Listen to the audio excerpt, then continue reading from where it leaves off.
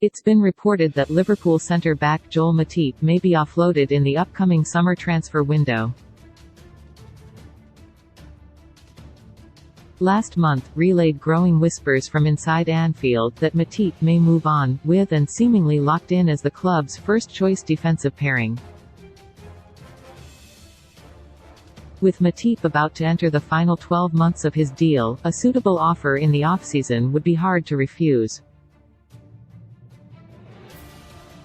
If he does go, Liverpool will of course need another centre-back to replace him, preferably a young player to fill the void long-term. And journalist Jacques Talbot has named some of the candidates identified by the Reds recruitment team, via. The list of attainable targets is said to include two elite talents based in Portugal, of Benfica and Gonçalo Inácio of Sporting. The least realistic, but most exciting, option picked out by Talbot, though, is RB Leipzig's Josko Gvardiol. In Konate, Liverpool already has one defender who's well on course to becoming one of the world's best, and, by signing Gvardiol, it could pair him with another. Let's take a look at the Croatian's ever more impressive CV. In 2021, ranked him as one of the top 20 wonderkids in football on its, and he's not only living up to expectations, he's exceeding them. He made the final 20 for the 2022 Golden Boy Award, given to the best U21 player in a top-tier European league, and, better still, he finished joint sixth in the voting for the Copa Trophy, a prize handed to the world's top U21 talent at the Ballon d'Or ceremony. He would finish ahead of Bukayo Saka, Borussia Dortmund's Karim Adeyemi and Bayer Leverkusen's Florian Wirtz. Even at the age of 21, Gvardiol is one of the most prominent ball-playing centre-backs on the continent. He ranked fourth in the Bundesliga last season for passes into the final third, 170, ninth for 157, and 10th for 2,619 yards.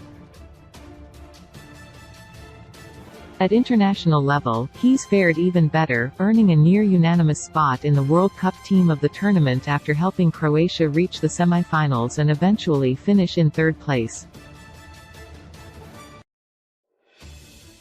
And were among those to pick him in the heart of defense, even after he was famously beaten by Lionel Messi in the semi-finals.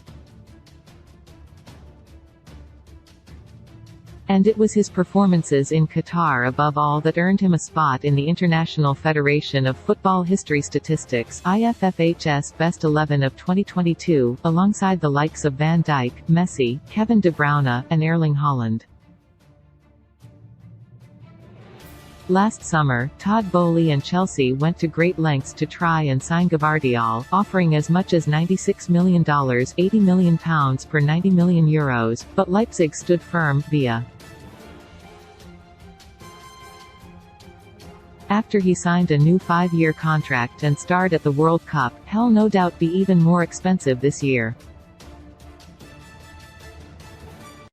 Interested parties can wait until his release clause becomes active in 2024, but even $118 million £98 million per €110 million won't represent much of a saving.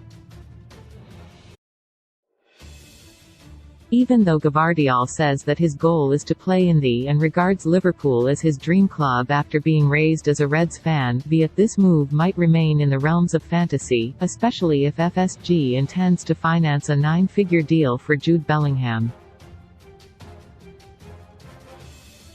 Still, though, it's tempting to dream about a move that could set Liverpool up for a full generation. Finding a successor for Van Dijk is a daunting task, but by recruiting Gvardiol, the Reds could form a new centre-back partnership that may be the best on the planet within a couple of years.